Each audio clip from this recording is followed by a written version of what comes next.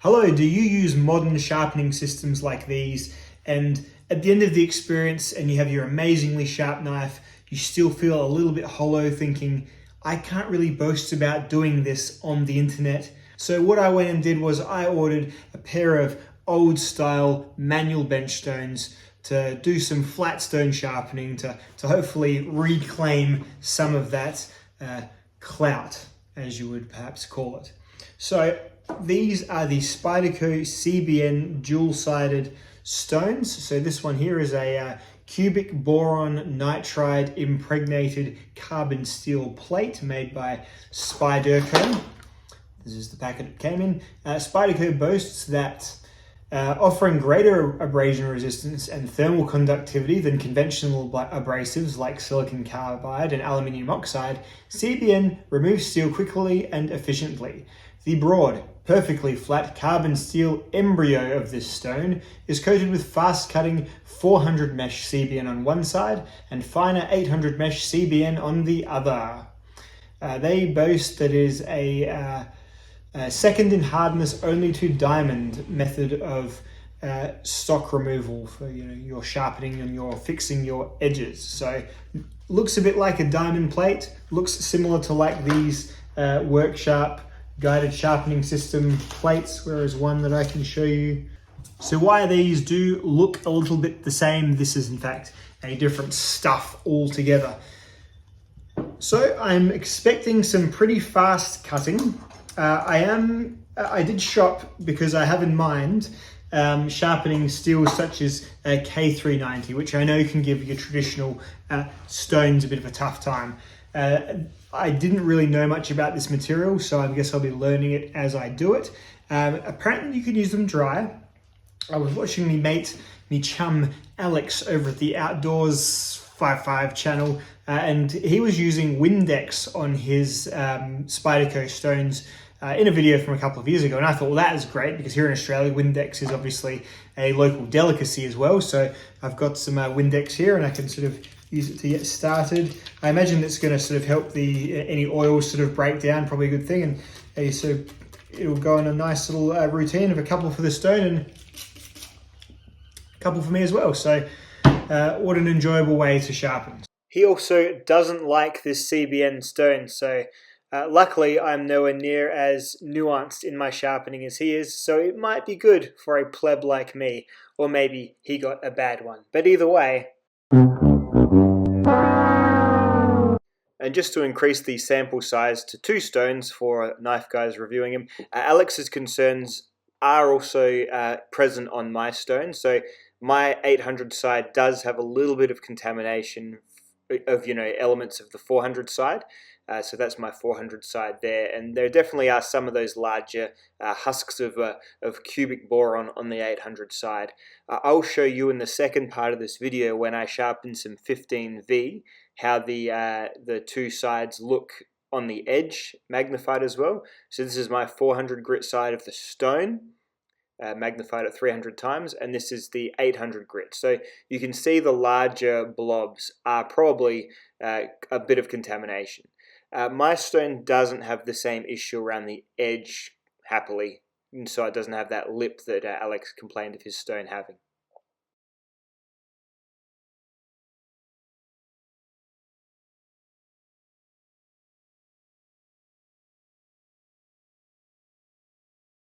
So what I've gone and done is I've got my for my Spyderco stones, I thought I'd get my most Spyderco of Spyderco knives. So this is the Native 5, an evergreen Spyderco blade, and this is in SPY27, which is Spyderco's sort of proprietary steel. You'll only get it in Spyderco's. It's steel that was sort of formulated for them with the goal of being quite easy to sharpen. So there we go. What better thing to have for the pioneer voyage of these CBN stones. This one here came with a leather sort of carry case to keep it on top of, which sort of can hold it while you're sharpening or whatever. I don't want to get this soaked in Windex, so I'm probably just going to try my luck with the stone flat on the table. It feels like it's not going to move too much for me, or maybe it will. Maybe I'll use something a little bit less nice seeming than this very elegant sweat. Oh, you know what? It's all a workman's man tool, so I can get a bit of Windex on it. It'll be fine. Good stuff. Righto, so what I'm going to do here is I'm going to just going to have a dig. I'm just going to dig in, you know, just going to get in there with my sharpening. I'm going to go with like a pretty low angle as best as I feel like I can, and we're going to see how we do. So this is a dull knife right now. This is not sharp. This is like a difficult to get a paper slice cut going, so it's a shit edge. It's a shit edge. So using the CBN stone first, we're going to put a new edge on it, and then we're going to hone a little bit on the other side, the 800 side, and then we're going to get out this other little Spyderco stone I had here. This is the ultra fine stone, and this is an actual stone. This is a high alumina ceramic abrasive. So this guy here is going to quickly sharpen even and long broad bladed cutting tools. Well, I think, you know, with a series of other stones it will, because this is very, very fine. So it'll take a long time to sharpen anything just on this. But it's going to be a great finishing stone, that's for sure. So ultra fine, I don't know what the grit, what the grit's level of this would be, but I'm going to guess it's probably about like a 4,000 or something. If it was just very smooth, you can't feel anything on it. I reckon I could rub my finger on that for a long, long time before I had any sort of friction burn. Whereas this guy here wouldn't have much of a finger left after probably 5 minutes or so of that. I reckon I'd start to have a little bit of red appearing on the stone at the very least. So that's the steps we're taking. So 400, and then 800, and then that. So let's see how we do.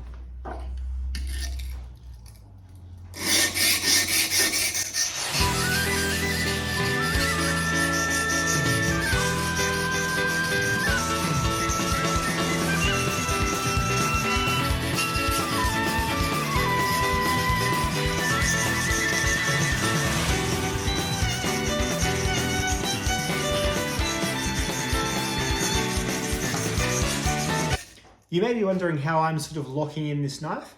I've just found having my fingers fixed under this handle against the table, I can sort of make it so it's the same and I don't move my hand around too much. And I feel like I'm doing an okay job right now. So truly though, it's one of those things you only really see at the end. So it can be quite stressful if you're not confident in what you're doing, which I'm not. So I am mildly stressed right now.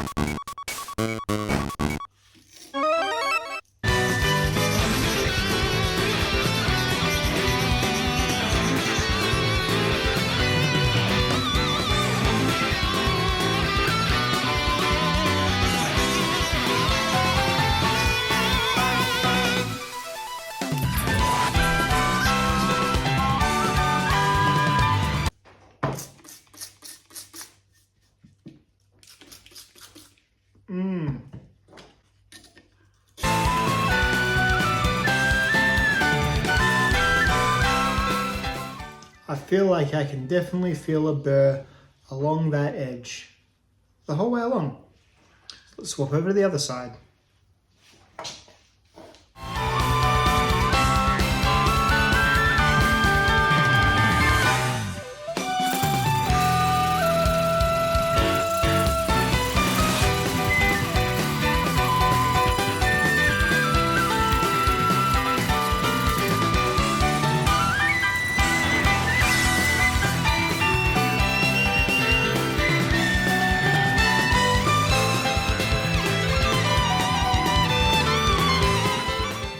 Well, I can definitely feel a burr on that side too. So I feel like I have reprofiled my blade well enough to move on to the next step, which is of course simply on the other side of the stone. Now that I've reprofiled, I'm just gonna do normal like strokes, right? So I don't have to be as aggressive, otherwise, you know, I mean, that's just because I'm impatient. You can reprofile your whole knife like, no worries at all. But this to me, I feel like I'm pretty okay at sticking to a consistent angle with the more rubby back and forward style. So saves me a little bit of time because I gotta get myself to yoga in about 25 minutes. Ha! Gay!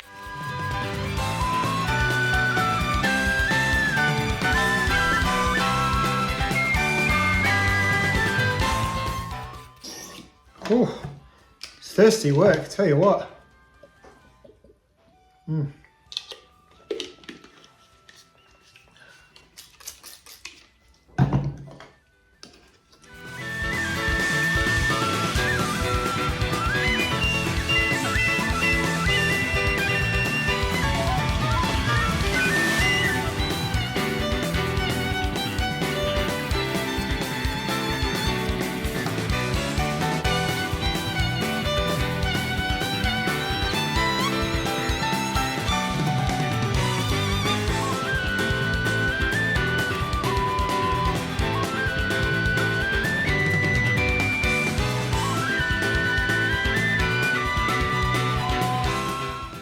Okay, I'm gonna go out on a limb and think that I reckon I've done all the CBN sharpening of this knife. Let's just see how it's traveling.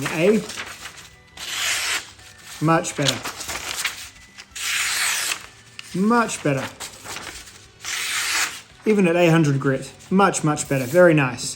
Very nice. No worries at all. Let's move up to the honing stone here and see how we do. Oh, it's going to be a shame to dirty up this pure white, you know, pristine. Oh, already done it. Too late now. Let's get to it. Let's ruin it even more. Yeah. First, why not? When in Rome.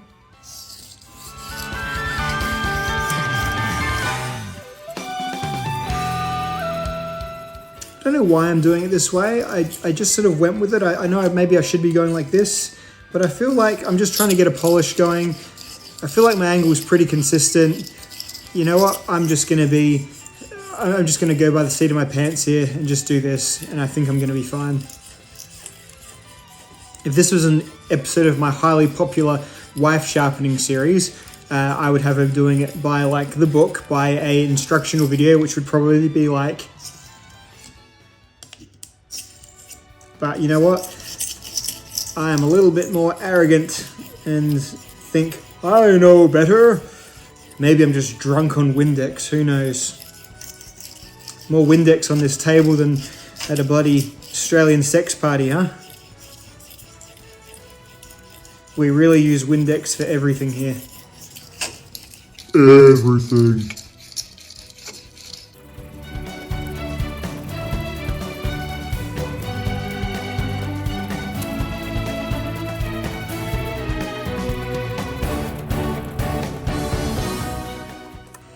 Just arbitrarily swapping over to the other side. I don't quite know why. I just doing what I feel, you know?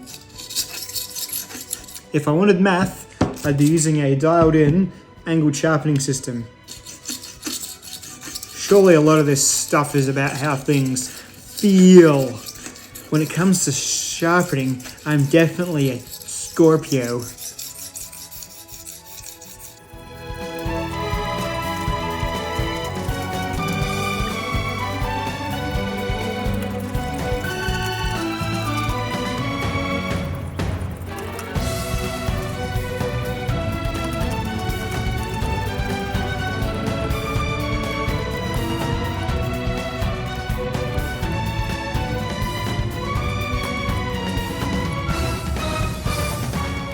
Well, I feel like I've gone from no to whoa in terms of do I like stone sharpening, because I found that quite enjoyable. And I mean, I have stone sharpened before because I've got all sorts of other kits, but you know what? I see the appeal a little bit. It's kind of nice. Nice little thing to do. Good sharp edge.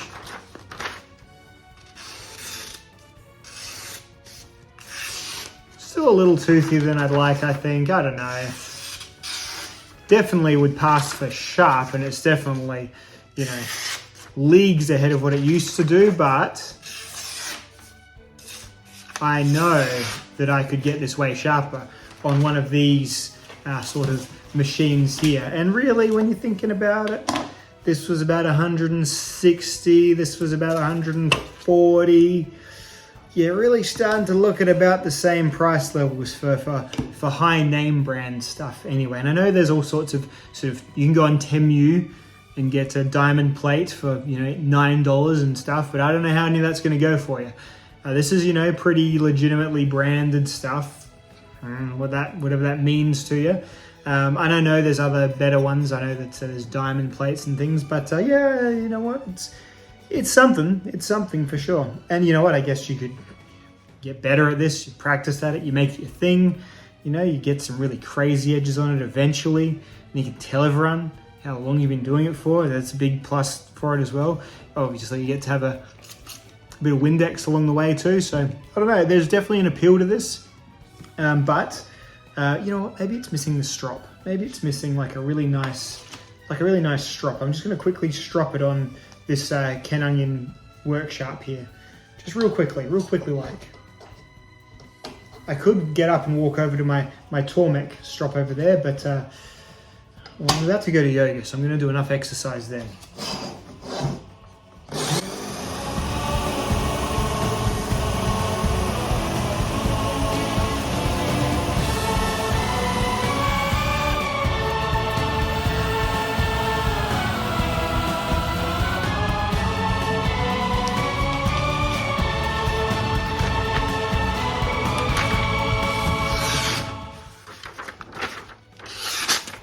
It's a little bit better.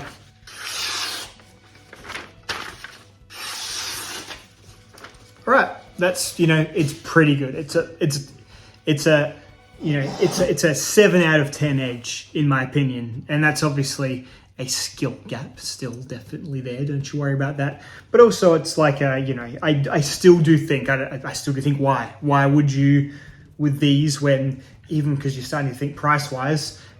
This guy here is, you know, it's nipping at the heels of this guy price-wise, you know, which comes with a whole bunch of different stones and whatnot. So, don't know. Is it just a different way of buying sharpener clout, getting stuff like this versus stuff that you know is absolutely going to work? That's an interesting question, and one that I will mull over in the coming days, weeks, months, I'm sure. Alrighty, so I've made sure my 15V Spyderco Paramilitary 2 is suitably dull. I thought this would be a great steel to start really testing myself and these stones on. It's probably one of the hardest steels. Interesting little thing I found was the kind of curved over bone-shaped handle of the Paramilitary 2 made it so I had to lift the stone up a little bit, because even when the knife's fully opened, the bum of the knife would sort of lift the start of the blade up. So just standing it on top of the plastic case, which has rubber feet, of the other Spyderco ceramic stone. So I started out just with some pretty furious back and forth just to get a profile going, but I did decide about midway through that first bit of sharpening that I'm going to go old style and just do kind of by the book sharpening. I was thinking, you know what, I am just learning. Maybe I need to stop being as over enthused about getting it done quickly and just do it properly. So I truly did try and just repeat the same stroke over and over again, which, you know, I found myself getting a bit more used to as time went on.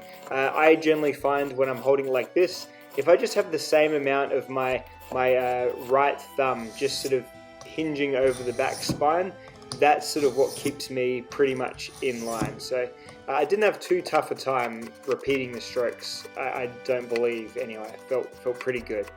The stone is pretty loaded by now. It's getting some some steel stuck into it, which doesn't seem to be too much of a bother. It seems to be sort of clearing itself out. I'm not using the Windex in this round of sharpening. I'm just using it dry, because in the manual it said it can be used dry. So I thought that was no worries at all. And what I could do, I thought, was watch myself back super slow-mo sharpening. So here's some slow-mo shots of me sharpening And this is a cool thing to do if you're worried about your technique. You can see if your hands have tremble that you don't realize, just get a general sense of your overall technique. And this is just a few of the many strokes that I filmed that I slowed down, and they generally do seem to be pretty uniform. So this is again from just a slightly different angle, just a swoop. And yeah, in hindsight, I probably am not spending as much time on the belly and the tip. It's sort of just getting that last little bit of the stroke, so which is fine, but in general, probably need to be a bit more uniform with how much time the whole blade spends on the stone. Got the microscope out and looked at the scratch patterns of the first stone. So that's it at 300 times magnification.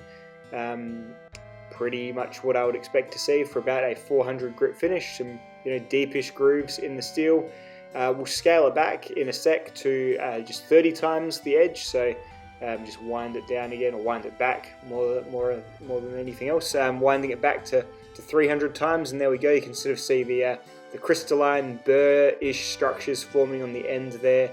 The burr is actually the really thin line right at the edge, and then those kind of stretching out crystals are more of just like steel that's just waiting to fall off. Going back to the 800 side now, and again just doing the same thing that I was doing before.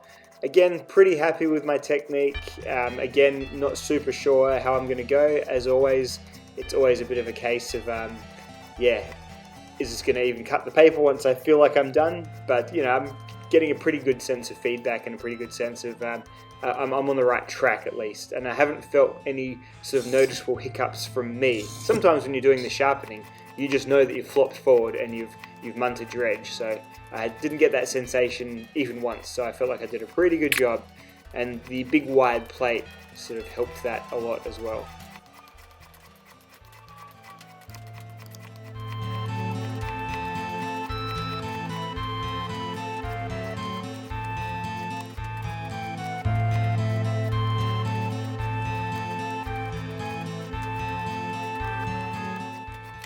Now these are comparisons between the 800 and the 400. The 400 is the yellower image on your left.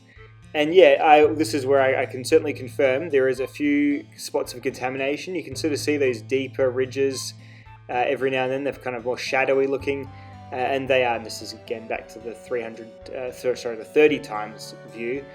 Yeah, just a slight bit of contamination for sure, just digging out a few extra deeper scratches even on the 800 side.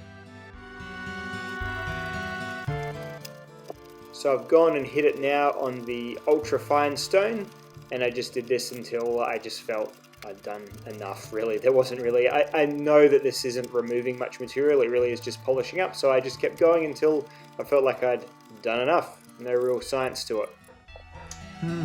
Let's see what kind of edge I've made. Moment of truth, this could just choke on paper, I've got no idea. It's looking alright on the micro, so...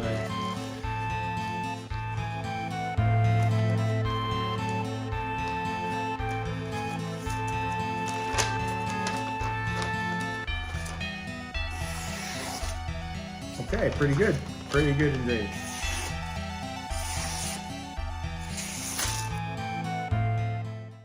At about 50 times the edge. Looking pretty good, really. I reckon that some of that, I mean, this is always going to be a little bit more of a jagged edge, but I think having some stone between the 800 and that ultra fine Spyderco stone would neaten this up a little bit. I think on the edge, oh no, it's all about the same. My edge, my angle may have been slightly different on the stone at the end, just by a little tiny bit, just because the height of the stone had changed and my muscle memory was letting me down just a tad. But overall, it's definitely sort of smoothed it all over, but you can see some of those deeper scratches from probably still from that original 400 side CBN, which were contaminated into the 800 side, probably still there. So there you go. Let's look at it under 300 times.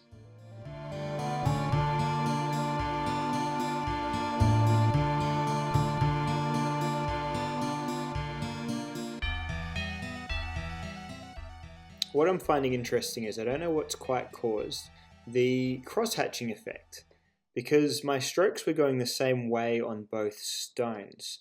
On all three surfaces, my strokes were sort of doing an arc away, a pretty standard swooping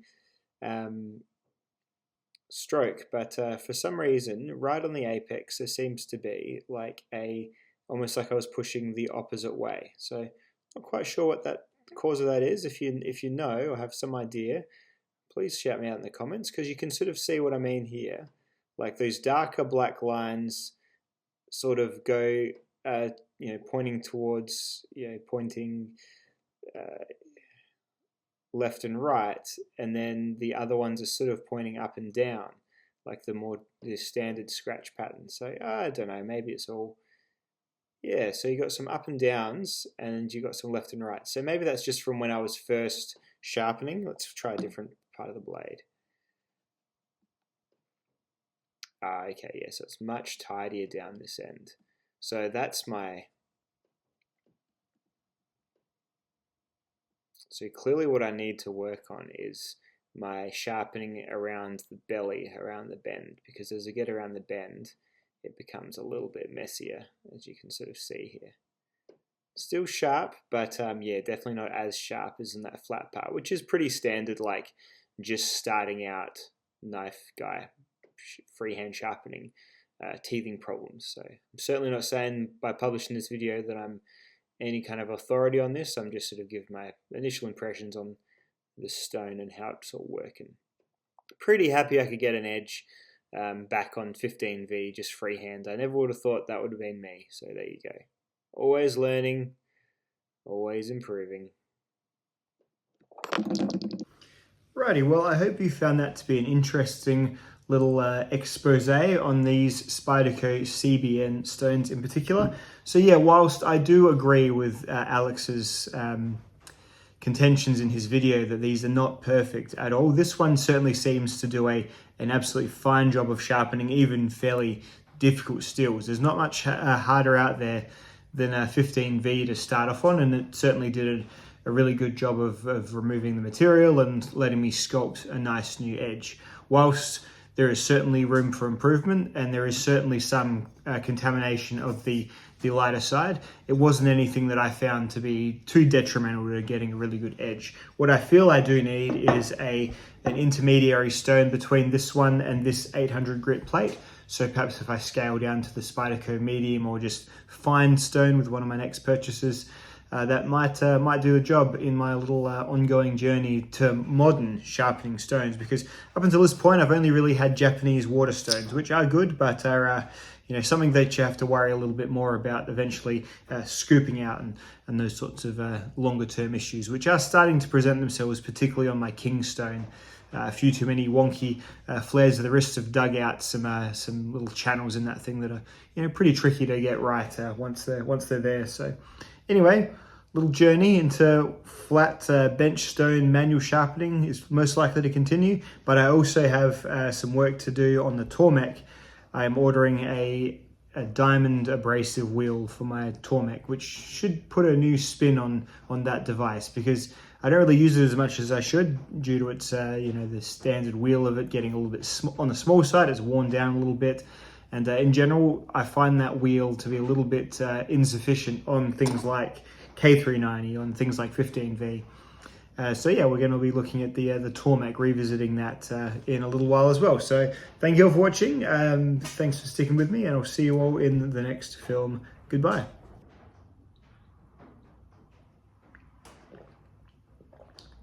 It's Gatorade. We don't really drink Windex here in Australia.